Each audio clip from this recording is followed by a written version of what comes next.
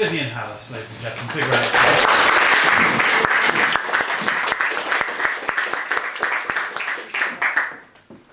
Everyone. Regular sounds a bit dodgy, doesn't it? As if I can't get enough of it all. But I think this is a worthy occasion, and it is, as Martin says, the nearest that we can get to my mum's centenary, which will be on the 12th. And Martin is going to put up his film that you're going to see in a minute on YouTube, and a few other bits and bobs.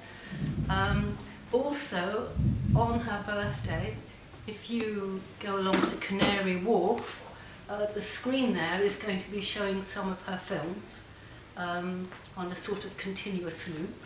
So people will be getting a modern guide to health while in the underground. And there are all kinds of other things that are going to happen later on in the year.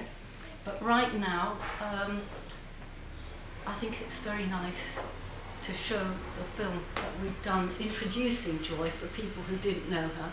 There are a few people here that did know her. My friend Carolyn, who I was at school with, who knew her very well. Stan, who used to dance with her and just told me she was a great dancer. And no, Tom didn't know her. So there's just 3 of us left. And she was a really fascinating, interesting lady with a very naughty side to her. Very subversive. In the end, it sort of tripped her up, which is sad. But on the whole, she was somebody who really enjoyed a challenge. She was bitten by the animation bug quite early on.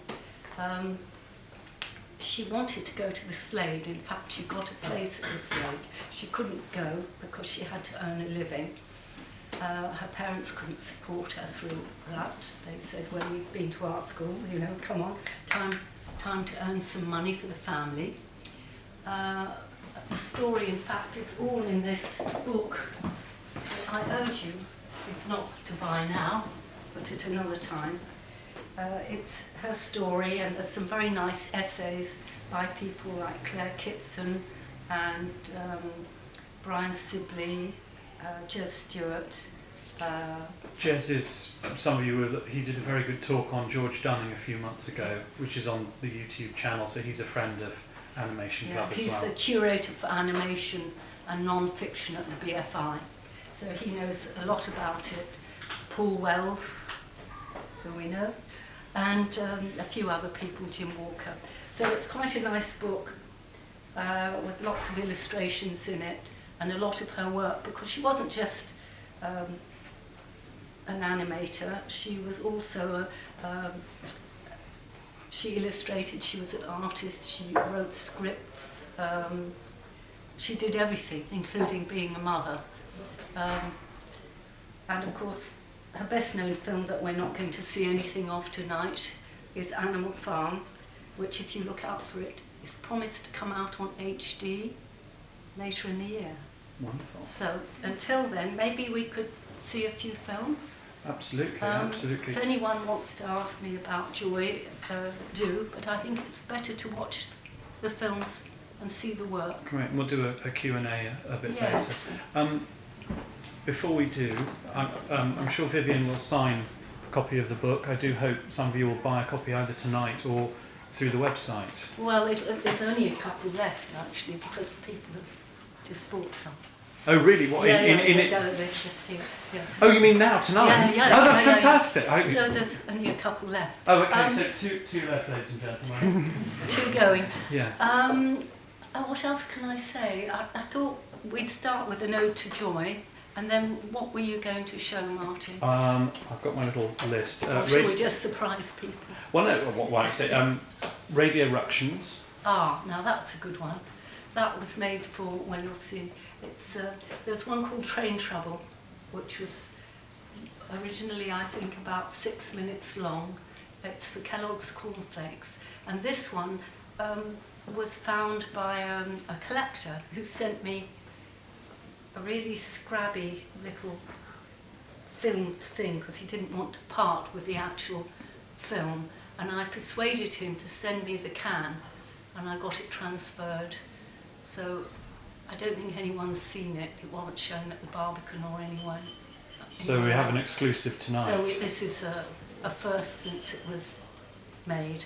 I should say, Vivien mentioned the Barbican. There was an event on April the 13th as part of the Bird's Eye View Film Festival, an equivalent event to this, but with a different sort of running order of films. So some of the work being shown tonight is exclusive to this showing, I'm very happy to say. This is on a slightly smaller scale, I hasten to add, but this is the second Joy event inside of a month. But this is sort of intimate and everything. Yes. The next one, the next one is all lit up. Oh, yes, that was made for the Gas Council. Now, she was very involved in that. It's a strange little film. I like it. She even wrote the calypso that goes on in there. Did she actually compose that? Yes, the kind of doggerel lyrics, which I think she found hilarious. Yeah.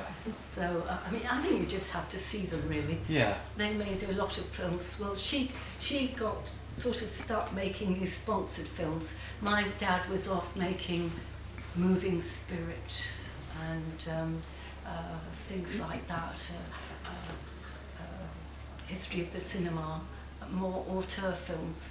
And I think she actually liked the challenge of having to explain something quite tricky and not obviously interesting, like by gas or things like that. So a lot of the time she's expressing things that weren't necessarily her point of view.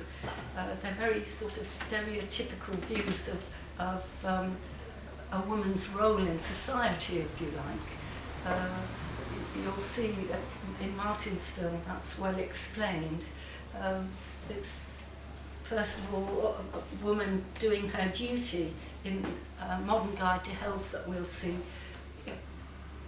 Where is the man in all this? You know, she gets to go to bed with a hot water bottle.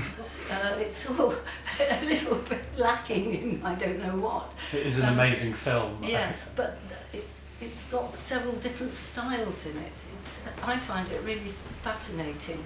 And if you know your animation history, you'll see little bits of joie de vivre in it. Only I'm not sure which came first, hers or theirs. Probably. Stan, can you tell us when Joie de Vivre was made? Pardon? Can you tell us when Joie de Vivre, the film Joie de Vivre, was made? Hoppin and whatever the No, names the were. film. Joie de vivre. You know, the Hoppin and Hector Hoppin and whatever it is, and it's a film for electricity and there's girls dancing through telegraph wires. I don't know. No. Well, I'm totally deaf, by the way, in case anybody speaks to me. Oh, well, okay. We won't bother. Anyway, so if nobody's heard of it, then you won't get the reference. So there's nothing I can do about that.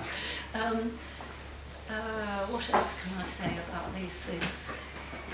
I think the best thing is to look at them and then talk about it later. Okay. Yeah. Is Mr. Thurm in the Gas Council He one? is. Ah, how The lovely. housewife does a nice little courtesy. Oh, how with Mr. sweet. Thurm. I haven't Yes. seen him for years. No, well, we've seen that. And yes, so that's one for gas. And then there's Your Very Good Health to close this section, the Charlie film. Oh yes, well that's slightly earlier. Yeah. They zip about in time. That again is selling things for social security, Yeah. not necessarily a first degree fascinating subject, but it's got nostalgic charm, I think. Yes. And also what you'll see is that there's the woman who's sort of the drudge, if you like, and suddenly along comes technology, and technology is going to save the world. And I don't know if we've showed it here, I think before, when you get to Automania 2000, of course they're saying the opposite, which is that I don't think so. You know, technology is not going to save the world. In fact, it's another problem. Yeah. They are fascinating historical documents, and I think they're marvellous. Her versatility in solving the problem of getting the difficult message across in a way that's very engaging. I'd also like to say that Tom did the sound mix on Ode to Joy, and Tanara did the original music for Ode to Joy. So it's nice that they're both here to see the London Animation Club premiere of Ode to Joy. So, well, a round of applause for Vivien, and we'll bring her back in a bit.